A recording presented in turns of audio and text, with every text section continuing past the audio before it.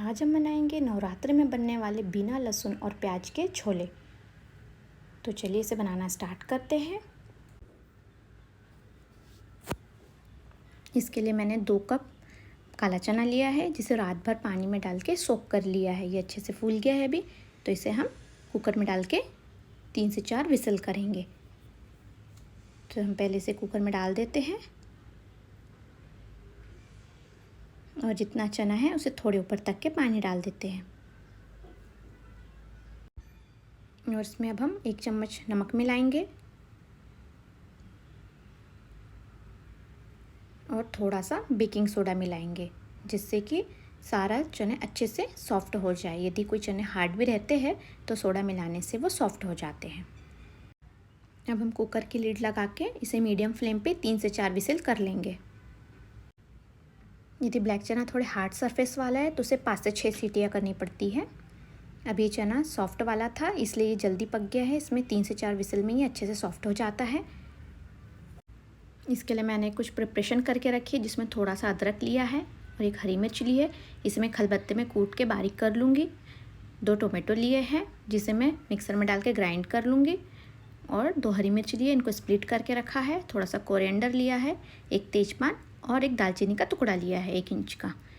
तो अभी हम पैन गरम रखते हैं, उसमें 2 टेबलस्पून ऑयल डालते हैं। ऑयल गरम हो गया है तो अब इसमें हम राई डाल देते हैं, फिर जीरा डाल देते हैं और जो हमने ड्राई मसाला रखा हुआ है 1 तेजपान और दालचीनी, वो भी डाल देते हैं। इन्हें अच्छे से रोस्ट कर लेते हैं। अभी थोड़ी देर तेल में होने के बाद में हम इसमें हरी मिर्च डाल देते हैं। मिर्ची को थोड़ी देर सौते करने के बाद में इसमें हमने जो अदरक और मिर्ची का पेस्ट बनाया है अब वो डाल देते हैं।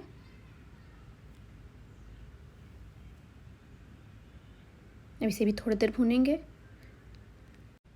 मसाला भून गया है तो अब इसमें मैंने थोड़ा सा हल्दी पाउडर मिलाया है, 1.5 चम्मच लाल मिर्च पाउडर मिलाया है, 1 चम्मच गरम मसाला, 1 चम्मच धनिया पाउडर और 1 चम्मच नमक मिलाया है और 1 चम्मच अमचूर पाउडर मिलाया है। इन सबको अच्छे से मिला लेंगे, थोड़ी देर पकाएंगे। मिर्ची अच्छे से पक जाएगी, उसके बाद में हम इसमें जो हमने टोमेटो को ग्राइंड करके रखा है अब वो मिला देंगे। इसे भी अच्छे से मिला लेंगे और थोड़ी देर पकाएंगे, जब तक कि इसमें से टोमेटो में से तेल ना छूट जाए।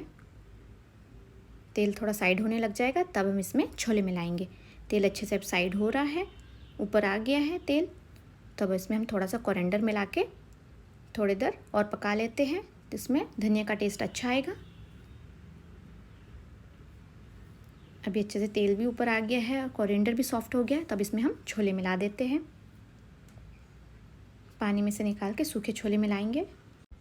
बॉईल किए हुए पानी को वैसे भी हमें फेंक देना होता है। यदि हम रस्से वाली सब्जी भी बना रहे हो तो भी इस पानी का यूज़ नहीं करना है।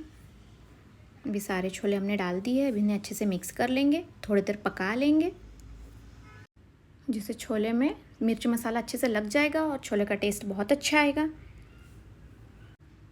आपको मेरी रेसिपी पसंद आई हो तो चैनल को सब्सक्राइब कीजिए, रेसिपी को लाइक और शेयर कीजिए और कमेंट में ज़रूर बताइए आपको रेसिपी कैसे लगी। अभी छोले अच्छे से पक गए हैं, इसमें हम ऊपर से थोड़ा हरा धनिया डाल के सर्व करने के लिए रेडी हो गया है। तो रेडी है हमारा नवरात्र स्पेशल बिना लहसुन और प्याज के छोले।